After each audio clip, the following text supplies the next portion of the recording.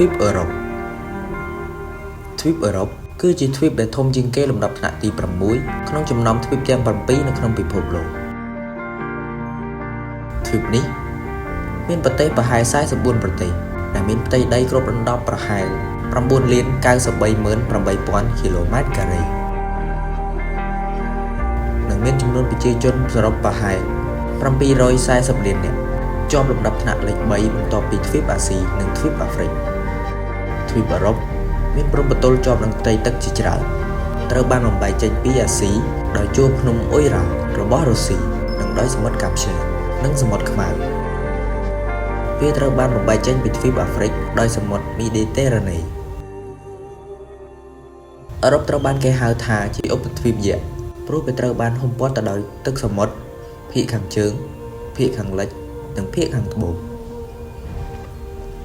ក្រៅពីនេះវាក៏សម្បូរទៅដោយឧបទ្វីបតូចៗជាច្រើនទៀតផង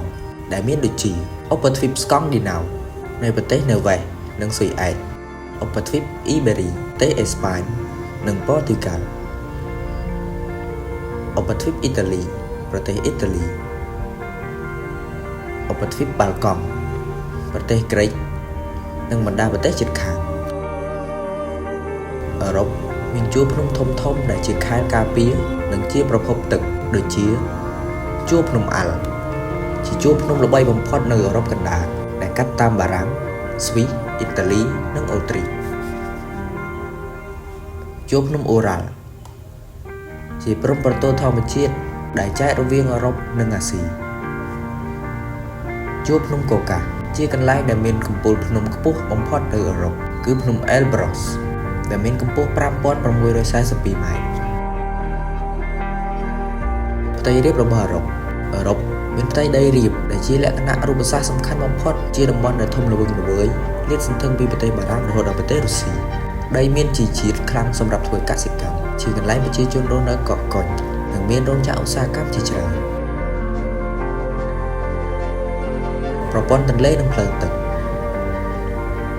ទន្លេនៅអឺរ៉ុបមិនគ្រាន់តែជាប្រភពទឹកផ្អែកសំខាន់ប៉ុណ្ណោះទេប៉ុន្តែជាផ្លូវដឹកជញ្ជូនសេដ្ឋកិច្ចដ៏សំខាន់បំផុតទន្លេដានូបជាទន្លេដែលវែងជាងគេទី2ដែលហូរកាត់ប្រទេសជាច្រើនក្នុងអឺរ៉ុបកណ្ដាលនិងខាងកើតទន្លេរាំងជាផ្លូវទឹកដ៏មមាញឹកសម្រាប់ការដឹកជញ្ជូនទំនិញតាមកប៉ាល់ទន្លេវ៉ុលកាជាទន្លេដែលវែងជាងគេបំផុតនៅក្នុងទ្វីបអឺរ៉ុបស្ថិតនៅក្នុងប្រទេសរុស្ស៊ីអឺរ៉ុបមានអាកាសធាតុដែលទទួលឥទ្ធិពលពីមហាសមុទ្រអាត្លង់តិកធ្វើឲ្យអឺរ៉ុបមានអាកាសធាតុបង្គូមិនក្តៅពេកមិនត្រជាក់ពេកធៀបនឹងតំបន់ផ្សេងដែលមានរយៈទទឹងស្របគ្នា